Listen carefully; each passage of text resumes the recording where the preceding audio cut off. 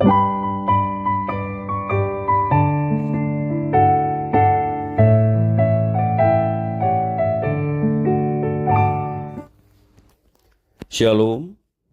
devosi Ayub pasal yang kelima, ayat 17-27 demikian firman Tuhan.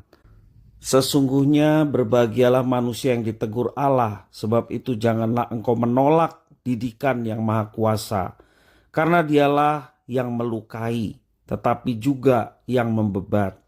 Dia yang memukuli, tetapi yang tangannya menyembuhkan pula. Dari 6 macam kesesakan engkau diluputkannya, dan dalam 7 macam engkau tidak kena malapetaka. Pada masa kelaparan engkau dibebaskannya dari maut, dan pada masa perang dari kuasa pedang. Dari cemeti lidah engkau terlindung, dan engkau tidak usah takut bila kemusnahan datang. Kemusnahan dan kelaparan akan kau tertawakan, dan binatang liar tidak akan kau takuti. Karena antara engkau dan batu-batu di padang akan ada perjanjian, dan binatang liar akan berdamai dengan engkau. Engkau akan mengalami bahwa kemahmu aman, dan apabila engkau memeriksa tempat kediamanmu, engkau tidak akan kehilangan apa-apa. Engkau akan mengalami bahwa keturunanmu menjadi banyak, dan bahwa anak cucumu seperti rumput di tanah. Dalam usia tinggi engkau akan turun ke dalam kubur seperti berkas gandum dibawa masuk pada waktunya. Sesungguhnya semuanya itu telah kami selidiki, memang demikianlah adanya. Dengarkanlah dan camkanlah itu. Demikian firman Tuhan. Perjalanan hidup tentu tidak selalu mudah dan sesuai dengan kehendak kita, karena kita juga dapat mengalami berbagai halangan dan juga kegagalan. Berbagai hal yang terjadi dalam hidup kita ini tentu menjadi pelajaran yang sangat berharga bagi kita. Tetapi bagaimana kita memandang dan menyikapi setiap hal yang terjadi dalam hidup kita?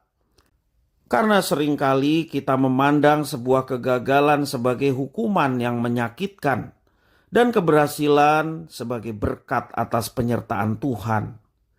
Dalam hidupnya, Ayub dengan sungguh-sungguh percaya kepada Tuhan Allah yang menyertai hidupnya.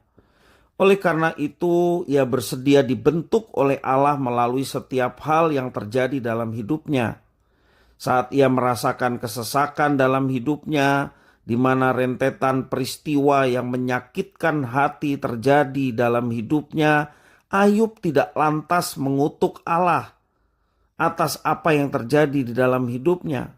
Ayub juga tidak memandang sebagai sebuah hukuman dari Tuhan terhadap malapetaka ataupun bencana yang dialaminya. Ayub justru memandangnya sebagai cara Tuhan untuk mendidiknya dan mengajaknya untuk semakin berdekat dan menyerahkan hidupnya kepada Tuhan Allah yang berkuasa. Dengan rendah hati, Ayub menerima didikan Tuhan karena Ayub percaya akan kasih setia Tuhan, bahwa Tuhan tidak akan meninggalkan umatnya yang terluka, tetapi Tuhan akan mengobati dan menguatkan umatnya. Menerima didikan Tuhan dengan rendah hati adalah cara bagaimana kita bisa memahami kasih setia Tuhan dalam hidup kita. Karena dengan demikian, maka kita bisa merasakan kebahagiaan dalam hidup kita. Pelajaran kehidupan adalah ilmu yang tidak bisa didapatkan dimanapun selain dalam kehidupan itu sendiri. Tuhan Yesus memberkati.